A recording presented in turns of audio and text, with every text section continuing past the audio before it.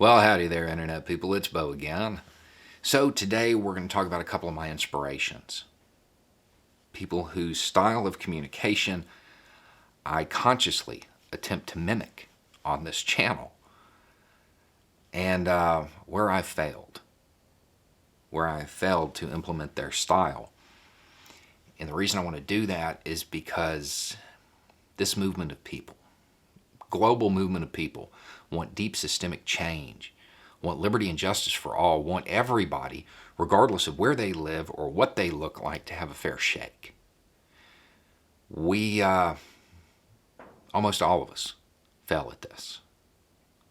We almost all fail at this.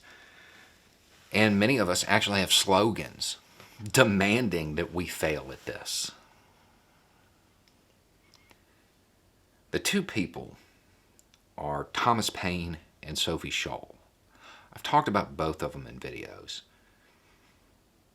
The thing that they did, their style, and I say their style, they never met. They separated by more than 100 years, but they used the same tactics. The most important thing I think they did was they tried to meet everybody where they were at. They didn't use a lot of jargon. They didn't try to use overly academic words to make themselves seem more authoritative.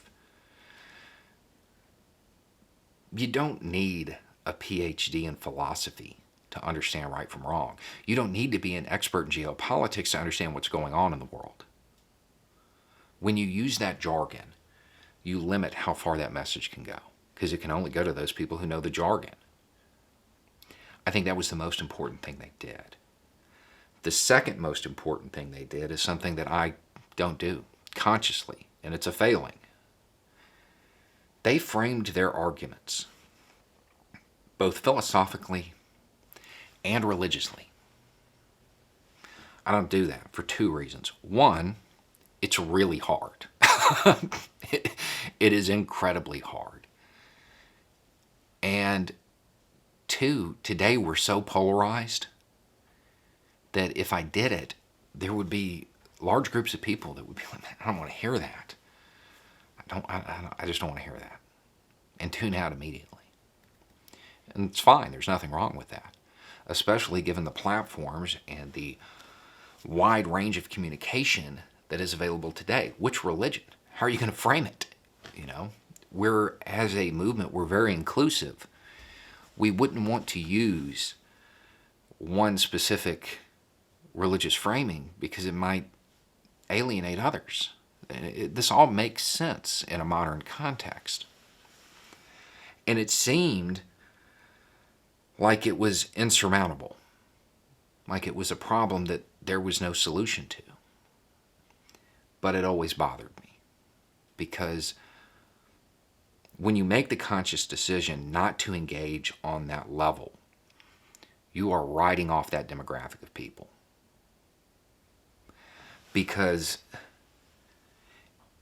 they only have one group of people who generally do not have their best interest at heart talking to them. There's a reason why in the United States that voting bloc is pretty secure. Because it's only the conservatives who are talking to them. Which is odd, because in the United States, if you're talking about trying to reach the majority of religious people in the U.S., you're talking about one figure. You're talking about one guy who was progressive. He was progressive for the times. He's progressive today. Love thy neighbor as thyself. Look out for the stranger in your land. Feed the poor and all that. Does that sound like the GOP? Of course not. But that's who talks to him. It's one of the reasons I liked Marianne Williamson so much, because she had that spiritual undertone and could connect with that demographic of people who progressives generally never even try to reach out to, because it's too hard. It is too hard. And I couldn't come up with a way to do it. And then two things happened. One, you guys constantly kept telling me that you send my videos to your racist redneck uncles. And it makes sense. I can connect on that level because of the way I look, the way I sound. We speak the same language. makes complete sense. And then about a month ago, I saw a YouTube thumbnail. It's a priest. And there's writing on the thumbnail, as oftentimes there is on YouTube. The words that jumped out at me, Bo's Rule 303. I will be honest, when I clicked play, I felt like I was walking into the principal's office.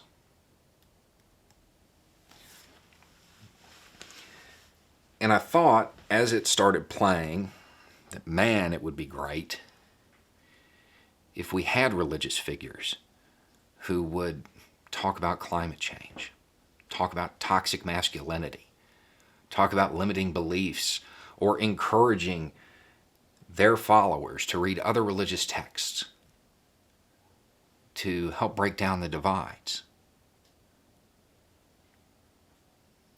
And as the video plays, I listen to him add 2 words to Rule 303. He says, if you have the means to help, you have the responsibility to help. And turned it into a sermon. It's great. And then I went through his videos and found everything I was just talking about. His intro is really cool too.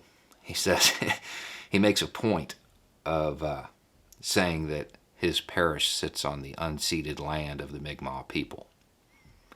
Not what you would expect from a priest, not necessarily. Especially not in the southern United States, because if they're talking about climate change here, they're hoping it hurries up. They're looking forward to everything going bad. And as I've listened to him over the last month or so, I've realized that these people who need that religious framing, that spiritual framing, they are no different than the people who need somebody who looks and sounds like me.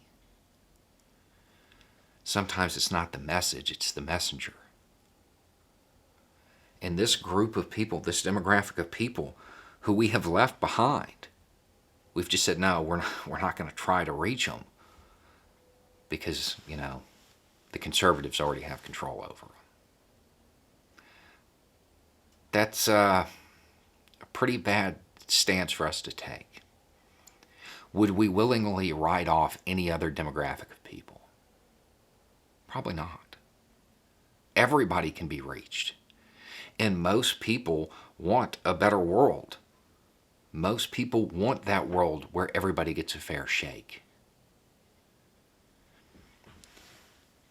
So maybe it's just the messenger. It might be good to have some religious figures in your toolbox, so to speak, to send to your religious uncle. If I didn't mention his name is Ed Trevors.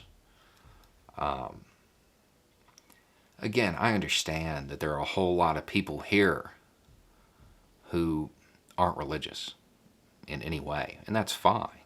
That's fine. But if you acknowledge the value in having somebody who looks and sounds like me say this, you probably would acknowledge the value in having somebody who has a collar say it too.